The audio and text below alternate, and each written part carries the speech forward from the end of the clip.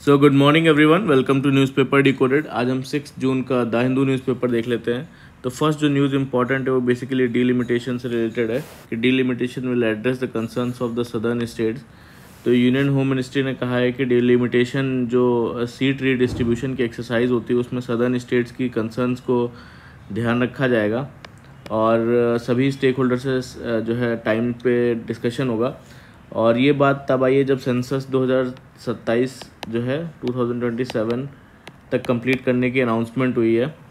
ये delimitation exercise होती क्या है? बेसिकली ये प्रोसेस होता है कि जो इलेक्टोरल कॉन्स्टिट्यूएंसीज होती है उनको रीड्रॉ करने का प्रोसेस होता है।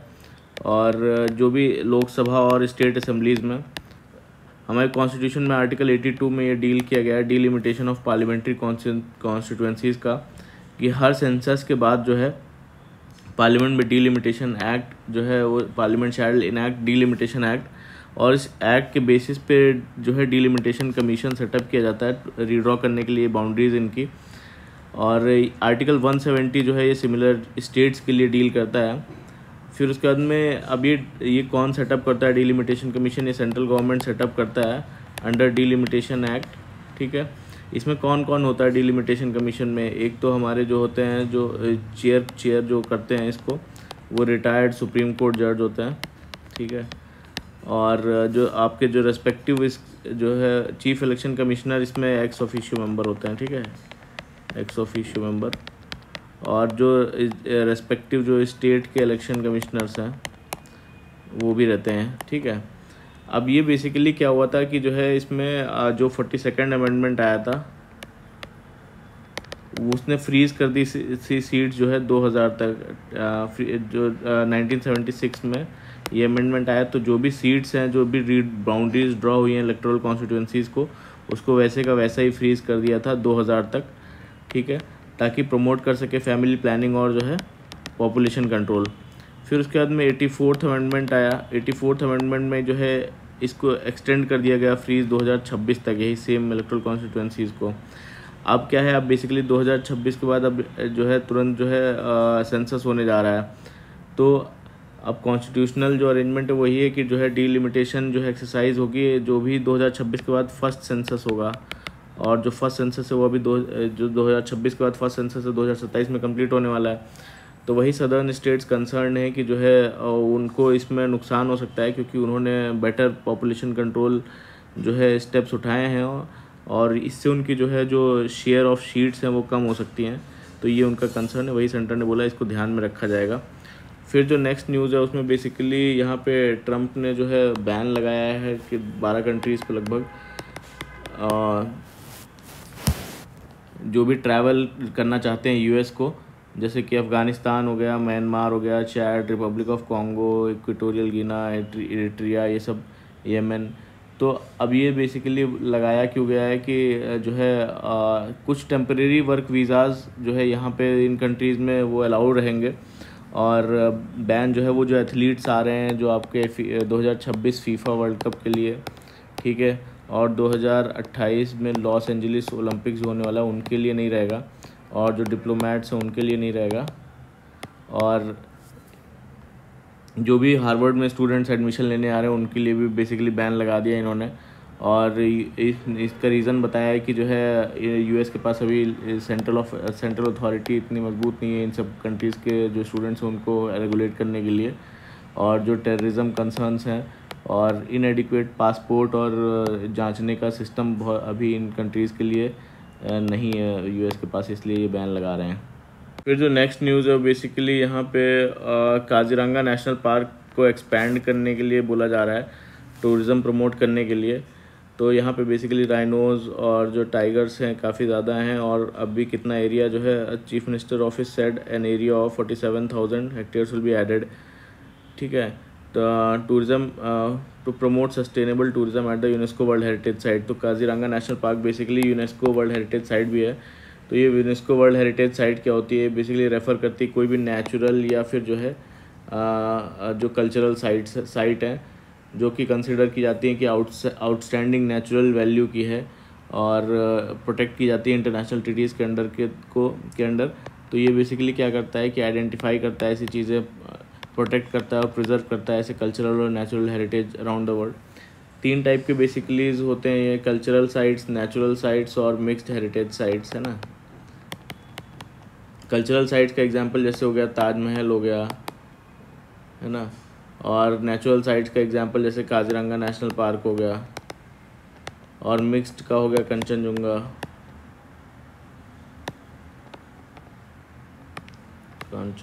ठीक है, नेशनल पार्क। अब ये कोई भी साइट को अगर ये इसके अंडर अगर अंडर आना है तो फिर उसके लिए 10 क्राइटेरिया में से एटलीस्ट एक क्राइटेरिया फुलफ़िल करना होगा। जैसे कि रहता है कि रिप्रेजेंट करना चाहिए ह्यूमन क्रिएटिविटी को, है ना, कल्चरल ट्रेडिशंस को जो है दिखाना चाहिए, एक्सेप्शनल नेचुरल ब्यूटी होना चाहिए, और एग्जाम्पल होना चाहिए इकोलॉजिकल और बायोलॉजिकल प्रोसेस का। तो इसमें ऐसे कई 10 क्राइटेरिया हैं। तो इंडिया में अभी 34 जो कल्चरल साइट्स हैं, 7 नेचुरल साइट्स है और 1 मिक्स साइट है, ठीक है। कई सारे जो एग्जांपल्स है इसके, जैसे कुछ ताजमहल हो गया, हम्पी हो गया, सन टेम्पल हो गया, वेस्टर्न घाट्स हो गया, ये सब। तो नेक्स्ट न्यूज़ है उसमें बेसिकली यहाँ पे केरला हाई कोर्ट गवर्नमेंट ने बोला है कि जो है जो भी अभी थोड़े दिन पहले क्या हुआ था, कोची कोस्ट के पास रिसेंटली एक शिप जो है MSC एल्सा करके जो है एक शिप है वो डूब गया था, जिसमें कि काफ़ी ज़्यादा ऑयल स्पिलेज और जो है माइक्रो प्लास्टिक्स जो है वो फैल गए थे, ठीक है। तो माइक्रो प्लास्टिक जैसे कि कौन से नडल्स जिनको बोलते हैं, नडल्स ये क्या होते हैं, माइक्रो प्लास्टिक्स होते हैं जो 1 से 5 mm के डायमीटर के होते हैं। ये बेसिकली आपकी जो कोस्टल लाइफ है और जो मैरीन इकोसिस्टम है उसको बहुत ज़्यादा इम्पैक्ट करता है। तो उसी पे बोला गया है कि जो है जो भी मटेरियल उसमें था और क्या मटेरियल था, तो उसको जानने का अधिकार है वहाँ के लोगों का। और अभी NGT के पास केस है, तो केरला हाई कोर्ट बोल रहा है कि जो है उसको NGT पे होने के बावजूद भी केरला हाई कोर्ट को सुनने से मना नहीं कर सकता, और लोगों को जानने का अधिकार है उधर के कि जो है क्या बेसिकली उसमें मटेरियल था और किस चीज़ से वो जो है इम्पैक्ट हुए हैं। नेक्स्ट न्यूज़ है उसमें बेसिकली यहाँ पे 1 सेकेंड, कल जो है हमने देखा था कि IRCTC ने कैसे जो फेक आधार कार्ड्स हैं वो बेसिकली वो बैन किए थे, और जो है जो भी AI बॉट्स का यूज़ होता था तत्काल बुकिंग में उसको जो है बैन किया था काफ़ी सारे। अभी क्या है, अभी सब सारे TTs को आधार ऐप यूज़ करने के लिए बोल रही है रेलवेज़, ताकि जो भी QR बेस्ड सिस्टम से आइडेंटिफाई हो सके आइडेंटिटी जो फेक आधार हैं। और उन्होंने बोला है कि कई सारे जो है इलीगल इमिग्रेंट्स भी ट्रैवल करते हैं विदाउट प्रॉपर डॉक्यूमेंटेशन। तो बेसिकली उनको बोला QR बेस्ड सिस्टम यूज़ करें ऑथेंटिसिटी चेक करने के लिए, कोई भी अगर प्रॉब्लम हो तो रिपोर्ट करें रेलवेज़ को। फिर यहाँ पे prime minister Narendra Modi inaugurate करेंगे जो है कश्मीर की first all weather rail link Delhi से। तो ये बेसिकली जॉइंट इनॉग्रेट करेंगे, कहाँ से कहाँ की ट्रेन रहेगी, श्रीनगर जम्मू दिल्ली रेल लिंक, ठीक है, कटरा में इसका इनॉग्रेशन करेंगे।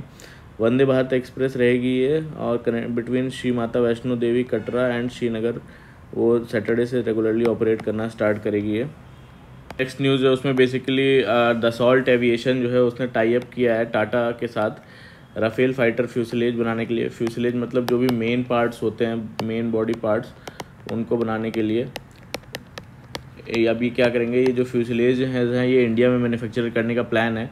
और ये पहली बार होगा जब राफेल के जो ये फ्यूसलेज हैं ये बेसिकली फ्रांस के बाहर बनेंगे।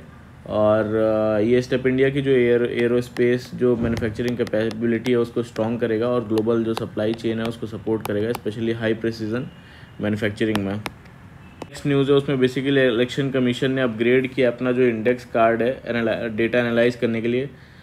तो अब अपग्रेडेशन क्या है, बेसिकली ये जो है टेक्नोलॉजी ड्रिवन कर दिया है, डिजिटल कर दिया है।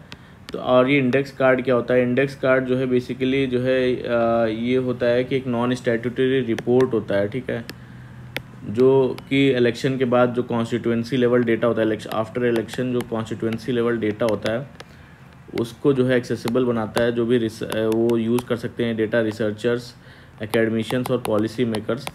तो अब बेसिकली क्या है, ये रिपोर्ट में एकेडमिक और रिसर्च पर्पस के लिए होती है, और जबकि असली और फाइनल डेटा रिपोर्टिंग ऑफिसर के पास स्टैट्यूटरी फॉर्म में होता है। तो इस रिपोर्ट में होता क्या है, बेसिकली इस रिपोर्ट में जो भी इलेक्टोरल डिटेल होती है, ठीक है, पोलिंग स्टेशंस कितने हैं वो काउंट होते हैं, वोटर टर्नआउट क्या रहा, वुमेन वोटर्स कितने पार्टिसिपेट किए, पॉलिटिकल पार्टीज़ का परफॉर्मेंस अब क्या रहा, विनिंग कैंडिडेट का एनालिसिस, तो ये सारे होते हैं इसमें। तो अब ये बताया है कि जो है ये जो कार्ड है वो बेसिकली क्या किया गया है, इसे डिजिटल कर दिया गया है, और पहले जो मैनुअल और टाइम कंज्यूमिंग प्रोसेस था अब उसकी जगह ऑटोमेटेड और तेज़ी से डेटा जनरेट करने वाले सिस्टम आ गए हैं, तो और भी ज़्यादा बेटर एनालिसिस हो सकेगा इस डेटा का। नेक्स्ट न्यूज़ है उसमें बेसिकली यहाँ पे आफ्टर ऑपरेशन सिंदूर जो है मल्टी पार्टी डेलीगेशंस जा रहे हैं अलग अलग कंट्रीज़ जो है पाकिस्तान के स्टेट स्पॉन्सर टेररिज्म को एक्सपोज करने, और यहाँ उसी के कंटिन्यूएशन में अभी यहाँ पे शशि थरूर जी जो है डेलीगेशन में वो बेसिकली इंडिया को एक्सप्लेन कर रहे हैं वहाँ पे कि एक्सपीरियंस ऑफ जो इंडिया का एक्सपीरियंस है पाकिस्तान स्पॉन्सर टेररिज्म में, स्पेशली जो पहलगाम अटैक हुआ था उसके कॉन्टेक्स्ट में, और जो इंडिया की zero tolerance policy against terrorism उसको जो है उसके लिए सपोर्ट गार्डर करने के लिए। फिर जो नेक्स्ट न्यूज़ है बेसिकली यहाँ पे कोई इंपॉर्टेंट ऐसा न्यूज़ नहीं है। Developing Nations must be included in global bodies. Lok Sabha के स्पीकर उन्होंने बोला बेसिकली कि जो ब्रिक्स जो पार्लियामेंट्री फोरम है उसमें डेवलपिंग कंट्रीज़ के जो इनएडिक्वेट रिप्रेजेंटेशन है उस पर अपना जो है कंसर्न रेज़ किया, और उन्होंने कहा कि जो भी इंटरनेशनल इंस्टीट्यूशंस हैं है ना उसमें जैसे कि वर्ल्ड बैंक हो गया, IMF हो गया, ऐसे इंस्टीट्यूशंस, इसमें जो डेवलपिंग कंट्रीज़ हैं उनका पार्टिसिपेशन बहुत ही कम है, जो कि ग्लोबल इक्विटी और बैलेंस डेवलपमेंट में जो है रुकावट है।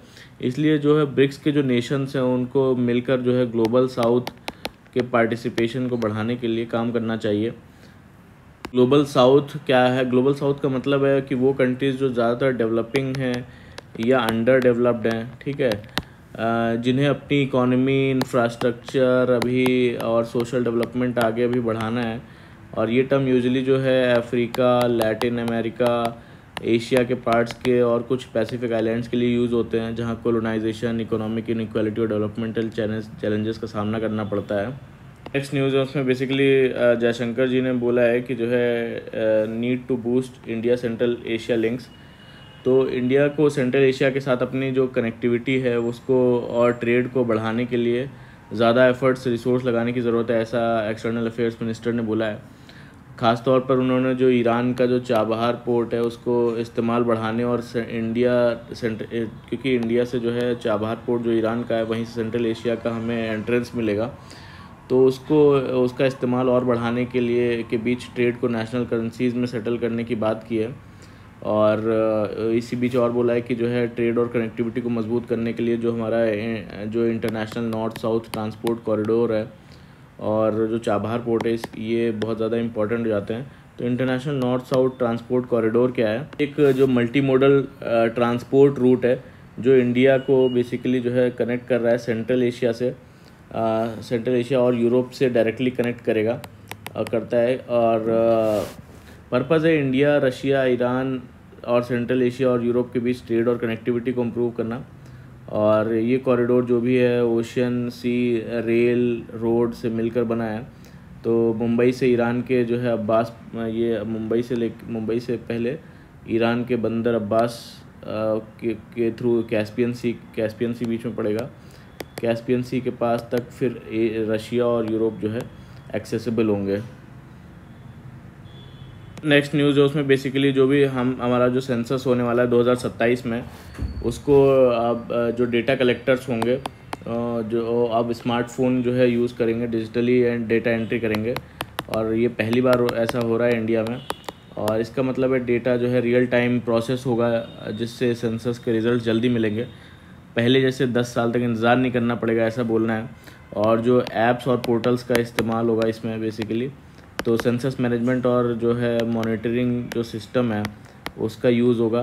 तो ये इस पर जो ऑफिशियल्स हैं बेसिकली वो रियल टाइम ट्रैक कर सकेंगे जो भी डेटा कलेक्ट कर रहे हैं, डेटा इन्यूमरेटर्स। और जो बेसिकली इसमें क्या होगा कि जैसे ट्रेनिंग, फील्ड वर्क प्रोग्रेस ये सब ट्रैक हो सकेगा, और अगर इंटरनेट चला भी गया तो जो है पेपर फॉर्म्स भी अवेलेबल रहेंगे यहाँ पे, ठीक है। बेसिकली ये सारा डिजिटल करने का एम यही है कि जो है डेटा प्रोसेसिंग फास्ट हो और पॉलिसी मेकर्स और स्कीम के लिए एक्यूरेट और अपडेटेड डेटा जो है जल्दी मिल जाए। यहाँ पे एक वेबिनार ऑर्गेनाइज हुआ जिसका नाम है इमर्जिंग कैरियर्स 2030, उसमें बताया गया कि एक्सपर्ट्स ने बताया कि जो ओल्ड कैरियर्स है जैसे जर्नलिज्म हो गया, HR हो गया और कम्युनिकेशंस हो गया, आज भी रेलिवेंट है और फ्यूचर में भी रहेंगे। और इंटरडिसिप्लिनरी स्किल्स ज़रूरी हैं, जैसे साइंस के जो अगर कोई स्टूडेंट हैं तो उसको डील करना होगा, साइंस स्टूडेंट्स के लोगों से डील करना, टैलेंट पहचानना आना चाहिए। और ह्यूमैनिटीज़ के जो स्टूडेंट्स हैं उनको टेक्नोलॉजी, AI और न्यू सॉफ्टवेयर्स को सीखना चाहिए। और जो इमर्जिंग कैरियर्स हैं अभी 2030 के आसपास, वो आर्टिफिशियल इंटेलिजेंस, ग्रीन इकोनॉमी और sustainability, logistics and e-commerce, health care and life sciences, तो ये इमर्जिंग जो है कैरियर्स हैं। और जैसे अर्बन डेवलपमेंट और एजिंग पॉपुलेशन जैसे लोकल इश्यूज़ पे भी फोकस करना चाहिए। इन प्रॉब्लम्स के लिए जो टेक्नोलॉजी है, ह्यूमैनिटीज़ और एंटरप्रेन्योरशिप है, वो स्किल्स चाहिए। तो ये बेसिकली ये सब डिस्कस हो रहा है वेबिनार में। नेक्स्ट आर्टिकल है वो basically insolvency and bankruptcy code के बारे में, IBC के बारे में। तो ये IBC क्या है, बेसिकली ये इंसॉल्वेंसी एंड बैंक्रप्सी कोड है। ये कॉम्प्रिहेंसिव लॉ है, जो भी कंपनीज़ या पार्टनरशिप या इंडिविजुअल कोई अगर लोन लेती हैं और वो डिफ़ॉल्ट करती हैं, तो होने वाले जो डिफ़ॉल्ट होने पर उनका जो मैटर, ये इंसॉल्वेंसी एंड बैंक्रप्सी जो है कोर्ट से सॉल्व किया जाता है। या तो उनकी डेट रीपे करने की स्कीम बनाई जाती है या उनकी प्रॉपर्टी बेचकर लोन रीपे किया जाता है। सिंपल लैंग्वेज में अगर बोले तो अगर कोई कंपनी या व्यक्ति अगर अपने लोन वापस नहीं कर रहा है तो पहले बैंक्स या कोर्ट्स के चक्कर लगाने पड़ते थे। अब IBC के थ्रू 330 डेज़ में जो है अप्रॉक्स 11 मंथ्स में उसका रेजोल्यूशन मिल जाता है। 2016 में लाया गया था ताकि जो बैंक्रप्सी का जो प्रोसेस है उसको फास्ट, फेयर और ट्रांसपेरेंट बनाया जा सके। तो पहली बार हुआ था कि जब जो है ये कंट्रोल जो है डेटर्स से लेके जो है ये क्रेडिटर्स के हाथ में दिया गया। क्रेडिटर्स जैसे कि जो पैसा देते हैं, जैसे बैंक्स हो गए, और हर केस जो है 330 डेज़ में से रिजॉल्व करने का टारगेट रहता था, वरना कंपनी लिक्विडेट हो जाती हैं। तो अब तक का जो टोटल रिकवरी रहा है जो IBC का, वो 3.89 लाख करोड़ रहा है और रिकवरी रेट 32.8% रहा है। और IBC से बैंक्स ने लगभग जो है 2023-24 में बात करें तो जो है 23-24 में तो 48% तक की रिकवरी की टोटल रिकवरी IBC के थ्रू हुई है। और सुप्रीम कोर्ट ने इसे बोला है कि डिफ़ॉल्टर्स पैराडाइज जो पहले होता था, डिफ़ॉल्ट करके अपना आराम से एंजॉय कर रहे हैं, तो वो पैराडाइज उनका लॉस हो गया है। और पहले रेजोल्यूशन में जबकि 10 साल लग जाते थे और रिकवरी सिर्फ 20% ही होती थी केसेस की, वहीं अब IBC के थ्रू जो है IBC में 32% लगभग रिकवरी हुई, 32.8% रिकवरी हो रही है। और IBC कितना इफेक्टिव है ये बताता है कि जैसे पहले ग्रॉस NPA जो है बैंक्स का लगभग 11.2% था 2018 में, ये घटकर जो है लगभग 2024 में 2.8% ही रह गया है।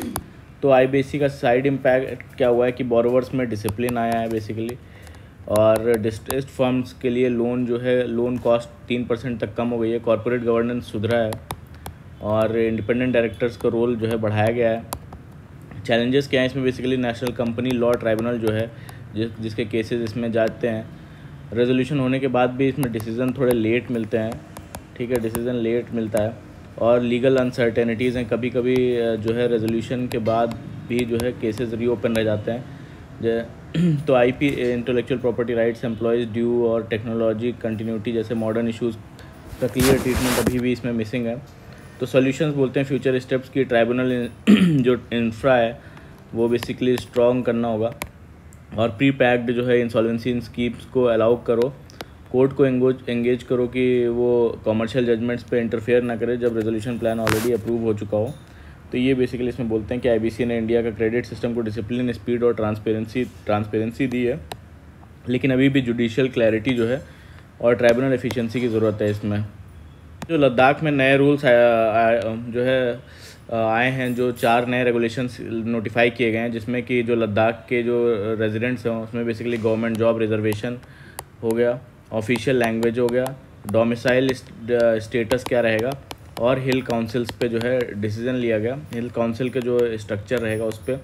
तो बेसिकली की पॉइंट्स इसमें ये है कि जो सरकारी नौकरी है उसमें जो है 85% रिजर्वेशन सिर्फ लोकल लद्दाखीज़ को मिलेगा, और ये अगर EWS को इंक्लूड कर दिया जाए इसमें 10% तो ये टोटल 95% में पहुंच जाता है। और डोमिसाइल सर्टिफिकेट, तहसीलदार को पावर मिलेगा डोमिसाइल सर्टिफिकेट देने का। ऑफिशियल लैंग्वेजेस जो आइडेंटिफाई की गई हैं वो इंग्लिश, हिंदी, उर्दू, भोती और जो पुर्गी लैंग्वेज। और वुमेन रिजर्वेशन हिल काउंसिल्स में लगभग 1/3 सीट्स जो है वो वुमेन के लिए रिज़र्व रहेंगी रोटेशनल बेसिस पे। तो बेसिकली जो जब यहाँ पे 2019 में जो है लद्दाख को जो है यूनियन आर्टिकल 370 एब्रोगेट किया गया, तो लद्दाख के जो लोकल्स हैं उन्होंने बेसिकली अपने लिए कुछ सेफगार्ड्स मांगे, जैसे कि 6 शेड्यूल में इंक्लूड करना स्टेटहुड लद्दाख का, और सेपरेट लोकसभा और सीट जो है लेह और कारगिल के लिए, और जो सरकारी नौकरी में वैकेंसीज़ भरना। तो ये सारे चल रही हैं, अभी टॉक्स अभी चल रही हैं इन सब जो है डिमांड्स को भी लेकर। और यूनियन होम मिनिस्ट्री ने कमेटी को ट्रस्ट दिलाया कि बाकी इश्यूज़ पे भी डिस्कस किए जाएंगे। आर्टिकल है उसमें बेसिकली यहाँ पे बोला गया कि कॉरपोरेट इंडिया का जो नेट प्रॉफिट है वो बेसिकली Q4 में जो है 15.5% रहा, जो लास्ट ईयर 14% सा थोड़ा सा ही ज़्यादा रहा। और सेल्स एंड इनकम की बात करें तो सेल्स जो है इनकम जो है वो सिर्फ 6.3% हुई, और अदर इनकम 7% हुई। और निफ्टी 50 कंपनीज़ का नेट प्रॉफिट ग्रोथ 12.4% रहा, जबकि पिछले साल सेम क्वार्टर में 24.5% था, ज़्यादा था निफ्टी का। और स्टॉक मार्केट की वैल्यूएशन के बारे में बताते हैं कि एनालिस्ट का कहना है कि स्टॉक्स जो है कीमत वैल्यूएशन अभी इस टाइम काफ़ी हाई है और एक्चुअल अर्निंग के कंपैरिजन में जस्टिफाई नहीं होती। तो ये बोलना है यहाँ पे। न्यूज़ में बेसिकली फ़्लिपकार्ट को जो है लोन देने का लाइसेंस मिल गया है, जो एक वॉलमार्ट का ओन्ड ब्रांड है। अब इंडिया में डायरेक्टली ये लोन दे सकेगा कस्टमर्स और रीसेलर्स को।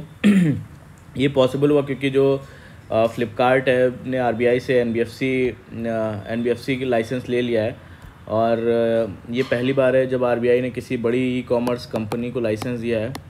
और तो फ़्लिपकार्ट ने अपना एनबीएफसी लाइसेंस जो है, जिसका नाम फ़्लिपकार्ट फाइनेंस प्राइवेट लिमिटेड रखा है, और तो बेसिकली इससे अब ये लोन दे पाएगा। तो एनबीएफसी क्या होती है? Non banking financial company. NBFC basically एक फाइनेंशियल इंस्टीट्यूशन होता है जो कि बैंक की तरह लोन और क्रेडिट दे सकता है, लेकिन ये बैंक नहीं होता है। ये आरबीआई के अंडर रेगुलेटेड होते हैं, आरबीआई रेगुलेटेड।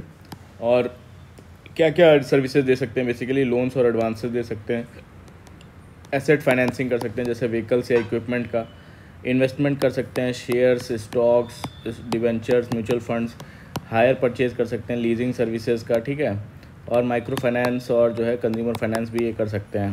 बेसिकली जो करंट अकाउंट हैं, सेविंग अकाउंट हैं, ये नहीं खोल सकते, और डिमांड डिपॉजिट जैसे नहीं ले सकते हैं ना, डिमांड डिपॉजिट भी नहीं ले सकते। फिर एनबीएफसी के एग्जांपल्स क्या क्या हो जाएंगे? जैसे बजाज फाइनेंस लिमिटेड हो गया, एचडीएफसी लिमिटेड हो गया, है ना, टाटा कैपिटल्स हो गया, एलआईसी हाउसिंग फाइनेंस हो गया। तो ऐसे ये सारी एनबीएफसीज़ हैं। नेक्स्ट न्यूज़ है उसमें बेसिकली यहाँ पे बताया गया है कि यूरोप का जो पावर वो version from fresh hydro heat. तो यूरोप में इस साल जो हाइड्रो पावर इलेक्ट्रिसिटी है, पावर जो है वो 13% तक कम हो गई है। और इसका जो रीज़न है बेसिकली जो एल्प्स माउंटेन है, वहाँ पे बर्फ़ जो है स्नो कम गिरी है, और बारिश भी नॉर्मल से काफ़ी कम हुई। और जो वहाँ की एक रिवर है डैन्यूब रिवर, उसमें अभी तक जो है 60% तक पानी जो है वो मिला हाइड्रो पावर प्लांट्स को। और हाइड्रो पावर जो उनका बेसिकली थर्ड लार्जेस्ट सोर्स है, उसकी कमी से अब नेचुरल गैस और कोल प्लांट्स ज़्यादा डिपेंडेंट करना पड़ेगा उनको। और न्यूक्लियर पावर भी ऑप्शन है, लेकिन अगर गर्मी में रिवर्स गर्म हो गए तो न्यूक्लियर प्लांट्स को कूल करने में दिक्कत आ सकती है। तो बेसिकली यूरोप को इस समर में ज़्यादा गैस और कोल प्लांट्स चलाने पड़ सकते हैं, जिससे पॉल्यूशन और जो कार्बन एमिशन है वो बढ़ सकता है। नेक्स्ट न्यूज़ है इसमें basically disinflation is a greater force right now than inflation. अब ये इन्फ्लेशन और डिसइन्फ्लेशन क्या होता है? इन्फ्लेशन बेसिकली जो अगर गुड्स और सर्विसेज का जो जनरल प्राइस है वो बेसिकली ऊपर जा रहा है तो उसको इन्फ्लेशन बोलते हैं over a period of time. But disinflation क्या है? कि गुड्स एंड सर्विसेज का प्राइसेस बढ़ा तो हुआ है, बट जो है एट अ स्लोअर पेस वो जो है प्राइसेस राइज़ कर रहे हैं, बट जो है स्लोअर पेस पे राइज़ कर रहे हैं, यहाँ पे तेज़ी से राइज़ कर रहे हैं ना, तो इसको डिसइन्फ्लेशन बोलते हैं। तो अब जो न्यूज़ है बेसिकली क्या है कि जो है ग्लोबल इन्फ्लेशन जो है वो अभी कूल हो रहा है, और बट यूएस में इन्फ्लेशन फिर से बढ़ने की पॉसिबिलिटी है, और mainly due to new tariffs जो लगा रहा है यूएस। और यूएस का इन्फ्लेशन जो है 4% तक जा सकता है, जिसमें टैरिफ का बड़ा रोल रहेगा। वहीं चाइना की बात करें तो चाइना जो है डिफ्लेशन से जूझ रहा है, और जहाँ प्राइसेस बढ़ ही नहीं रहे उनका डिफ्लेशन मतलब जनरल प्राइसेस जो गुड्स और सर्विसेज के वो कम होना over a period of time. तो यहाँ पे डिफ्लेशन हो रहा है, जहाँ प्राइसेस बढ़ ही नहीं रहे हैं, उनका युआन जो करेंसी भी वीक हो गया है, इस वजह से जो चाइना का जो चीप गुड एक्सपोर्ट करके दुनिया में डिफ्लेशन एक्सपोर्ट कर रहा है, तो ये बेसिकली इसमें बताया गया है। तो ये था आज का पूरा हमारा न्यूज़ डिस्कशन, और सारी डिटेल को हमने डिटेल में न्यूज़ सारे देखे। तो प्लीज़ अच्छा लगा हो तो लाइक करिएगा, कमेंट करिएगा और सब्सक्राइब भी कर लीजिएगा हमारे चैनल को। Thank you very much for the discussion.